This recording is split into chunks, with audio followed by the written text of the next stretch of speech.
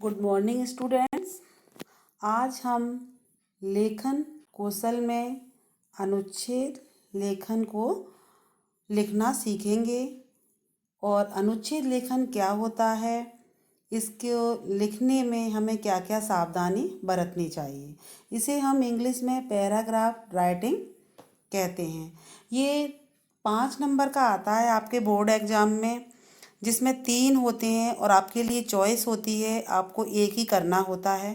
तो उसके विषय में हम आज जानेंगे। अनुच्छेद लेखन किसे कहते हैं? यह गद्य का एक प्रकार है। किसी भी विचार को संक्षेप में 10-15 वाक्य में अर्थात एक अनुच्छेद में प्रकट करना ही अनुच्छेद लेखन कहलाता है। यह लगभग 80 से 100 शब्दों में लिखा जाता है। अनुच्छेद इस सीमा से 1-2 लाइन कम या अधिक भी हो सकता है। निबंध लेखन में कई अनुच्छेद होते हैं, परंतु अनुच्छेद लेखन में एक ही अनुच्छेद होता है। अनुच्छेद लिखते समय हमें ध्यान रखने योग्य बातें। अनुच्छेद का एक एक वाक्य सरल व स्पष्ट होना चाहिए। छोटे छोटे वाक्यों द्वारा अपने विचारों को प्रकट करना चाहिए। अनुच्छेद में विचारों को क्रमबद्ध तरीके से लिखना चाहिए। एक ही बात को हमें बार बार रिपीट करने की आवश्यकता नहीं होनी चाहिए।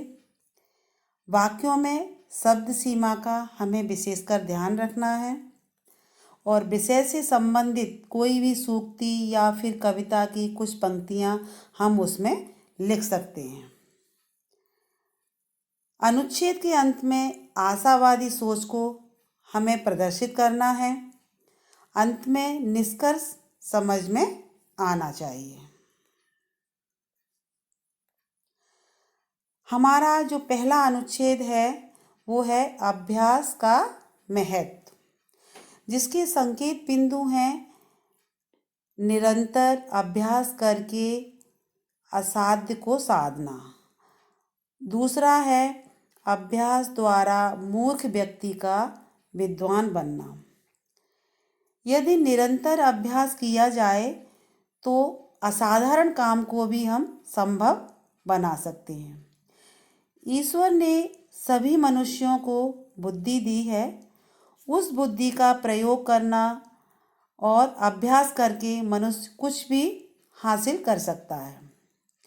जैसे कि अर्जुन तथा एकलव्य के विषय में बताया गया है कि उन्होंने निरंतर अभ्यास करके धनुर्विद्या में निपुणता प्राप्त की। उसी प्रकार वरदराज, जो कि एक मंद बुद्धि बालक थे, निरंतर अभ्यास के द्वारा उन्होंने विद्या को अर्जित किया। और अनेक ग्रंथों की रचना की।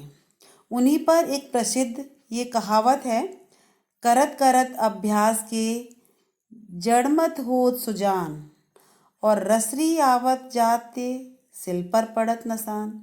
इसका अर्थ है कि हम अभ्यास जब करते हैं तो कुछ भी हासिल कर सकते हैं। जैसे कि मतलब रस्सी के बार बार पत्थर पर आते जाते देखकर वरदराज ने देखा कि पत्थर पर भी निशान पड़ जाते हैं, सिल पर पड़त निशान, पत्थर के सिल पर भी निशान पड़ जाते हैं। तो अभ्यास करने से क्या कुछ हम हासिल नहीं कर सकते। तो उन्होंने इस तरह उन्होंने देखा। तो इसमें निरंतर अभ्यास से मूर्ख व्यक्ति भी विद्वान बन सकता है। इसमें एक विद्यार्थी के लिए भी उदाहरण दिया गया है कि विद्यार्थी प्रत्येक विषय का निरंतर अभ्यास करे तो उन्हें कोई भी विषय कठिन नहीं लगेगा। वह सरलता से उस विषय में कुशलता प्राप्त कर सकेंगे। यहाँ तक कि जो नृत्य संगीत के क्षेत्र में तो अभ्यास का और भी अधिक महत्व है। अभ्यास ही कलाकार को अपने क्षेत्र में पारंगत बनाता है। अतः हम कह सकते हैं कि अभ्यास की बहुत महिमा है।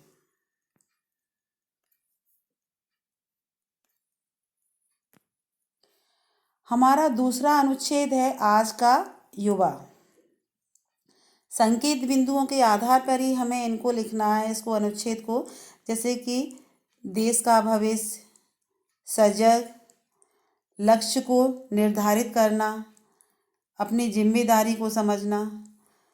आज का युवा ही देश के भविष्य का निर्माता है। समाज परिवर्तन में प्रारंभ से ही युवा शक्ति और सोच ने बड़ा योगदान दिया है। ये युवाओं के विषय में बताया गया है। आज की युवा पीढ़ी भी अपने अधिकारों और कर्तव्यों के प्रति पूर्णतः सजग है। आधुनिक युग में तकनीकी रूप से समृद्ध समाज में युवा पीढ़ी जितनी सामाजिक उतनी ही जागरूक भी है। वह उचित अनुचित में अंतर समझती है। प्रतिस्पर्धा के इस युग में एक आगे निकलने की होड़ में अपनी प्रतिभा को वह पूरी तरह से पहचानती है।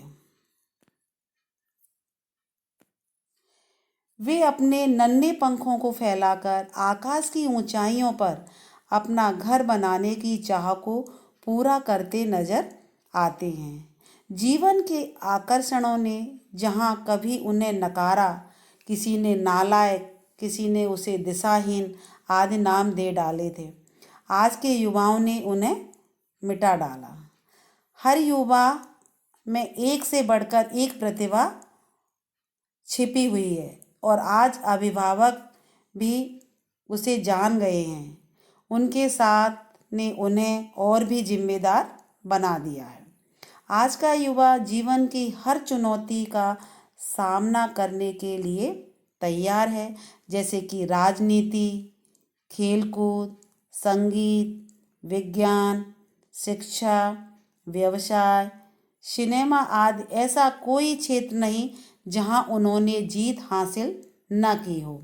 आज का युवा विद्यार्थी जीवन में ही अपना लक्ष्य निर्धारित कर प्रतियोगिता की तैयारी करने में जुट जाता है, क्योंकि वह स्वयं को स्थापित करना चाहता है।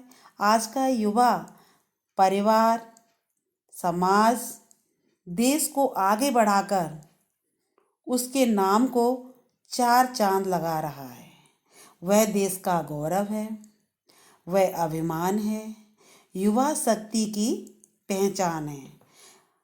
इसलिए यही कहा गया है कि युवा जो आजकल आगे बढ़ चढ़ कर के अपनी प्रतिभा को उजागर कर रहे हैं, तो हमें ऐसे युवाओं पर अभिमान होना चाहिए और उनकी शक्ति को हमें भी पहचानना चाहिए। तीसरा हमारा जो अनुच्छेद है, चरित्र का महत्व। संकेत बिंदु हैं इसके। मानव जीवन में चरित्र का महत्व क्या है? दुष्चरित्र की रक्षा कोई नहीं करता। चरित्र की हानि होने पर कभी भरपाई नहीं होती। मानव जीवन में चरित्र का महत्व सबसे ऊपर बताया गया है। सच्चरित्र व्यक्ति, जो अच्छे गुणों वाला जो व्यक्ति होता है, वो ऊपर उठता है, उसका उत्थान होता है। और दुराचारी, जो बुरे चरित्र वाला व्यक्ति है, वो पतन के गर्त में गिरता जाता है। जीवन में कठिनाइयाँ सबको झेलनी पड़ती हैं और सच्चरित्र व्यक्ति कठिनाइयों की आंच में तपकर कुंदन बनकर वो निखरता है। जब अच्छा आचरण करता है व्यक्ति, तो जीवन में उसका चारों तरफ यश होता है। किंतु दुष्चरित्र की रक्षा कोई नहीं कर सकता। वह सर्वनाश की ओर आगे बढ़ता है, उसका सर्वनाश होता है। चरित्र व्यक्ति को ऊंचा उठाता है, उसकी रक्षा करता है, उसका बल बढ़ाता है और उसे विजय भी दिलाता है। रावण शक्तिशाली सम्राट था किंतु दुष्चरित्र था, और राम वनवासी थे किंतु चरित्रवान थे। अतः वे रावण का वध करने में सफल इसीलिए हुए क्योंकि वे सही रास्ते चले और चरित्र का ही बल उनका आगे काम आया। आज भी गौतम बुद्ध, महावीर जैन, सूरदास, तुलसीदास, कबीरदास, गुरु नानक आदि पूजनीय माने जाते हैं क्योंकि इन्होंने ऐसा कार्य किया और अच्छे गुणों को अपनाया। इसी कारण वे हमारे लिए प्रेरणा स्रोत हैं। जबकि दुर्योधन और कंस का नाम सुनकर ही मन घृणा से भर उठता है। अतः हमें भी चरित्रवान बनना चाहिए। इसलिए कहा भी गया है कि जैसे धन गया तो कुछ नहीं गया, अगर स्वास्थ्य गया तो कुछ गया, लेकिन अगर चरित्र ही चला गया तो सब कुछ चला गया। इसीलिए इसमें यही कहा गया है कि चरित्र के महत्व पर देना है और हमें एक चरित्रवान व्यक्ति सद्विचार, अच्छे आचार विचारों को अपनाना चाहिए। आप भी अच्छे एक सदाचारी व्यक्ति बन करके अपने जीवन में उन्नति की ओर अग्रसर हो सकते हैं।